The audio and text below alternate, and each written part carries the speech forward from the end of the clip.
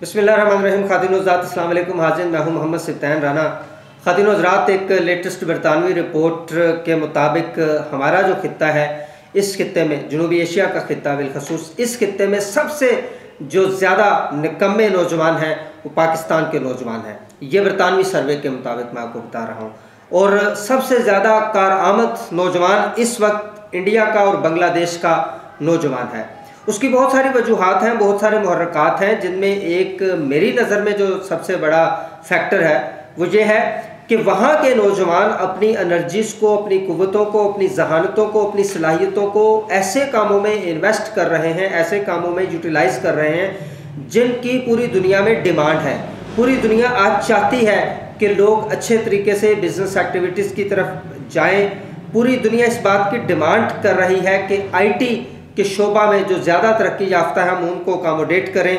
पूरी दुनिया ये चाहती है कि लोग प्रैक्टिकल हों। दुनिया से मुराद कि दुनिया की मार्केट, जिस मार्केट में हमने अपने आप को पेश करके परफॉर्म करना है।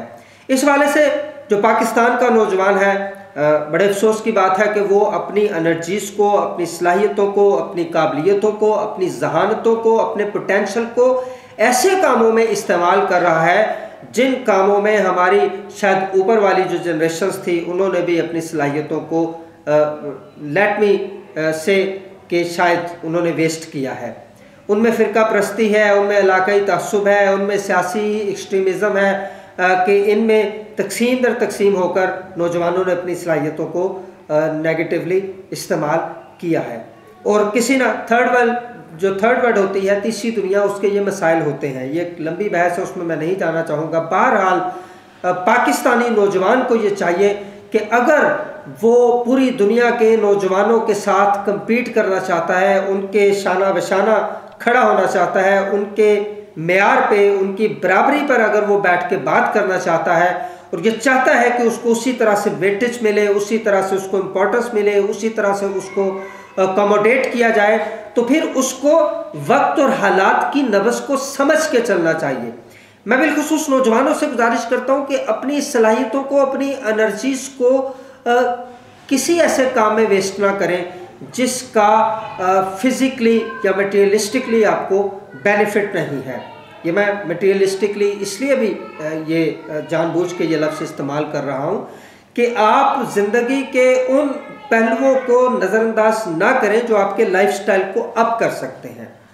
इसलिए आप प्रैक्टिकल हो और अच्छे तरीके से प्रैक्टिकल परफॉर्मेंस दें, वरना फिर वो लामा इकबाल के शेर के मिसदाक के तुम्हारी दास्तां तक भी ना होगी दास्तानों में। और यही दुनिया का दस्तूर है, यही दुनिया का कानून है, क्योंकि फिर मौजज़ात नहीं होते, फिर करामात नहीं होती। उसकी भी एक लंबी बहस है कि वो कब होती हैं। उनके लिए भी अल्लामा इकबाल ही का एक शेर मुझे याद आ रहा कि तकदीर के काजी का ये फतवा है अज़ल से, है जुर्म ज़ईफ़ी की सज़ा मर्ग मफाजात। इकबाल की बात चली है तो फिर इकबाल नौजवान से क्या कहता है कि कभी या नौजवान मुस्लिम तदब्बुर भी किया तूने, वो क्या गर्दू था तु जिसका एक टूटा हुआ तारा, तुझे उस कौम ने पाला था गोशे मोहब्बत में, उस कौम ने पाला था गोशे मोहब्बत में, कुचल डाला था जिसने पाँव में ताजे सरे दारा, और गंवा दी हमने जो सलाफ से मीरास पाई थी, सरैया से ज़मीं पर आसमां ने हमको दे मारा, मगर वो इल्म के मोती किताबें अपने आबा की, जो देखें उनको यूरोप में तो दिल होता है सी पारा। ये जो यूरोप की बात की गई है, आज यूरोप, बरतानिया, अमेरिका, ये पाकिस्तानी नौजवान की किस्मत के फ़ैसले इनके हाथों में है। और इसी पे आज से कई साल पहले इकबाल जो थे वो कुड़ते थे।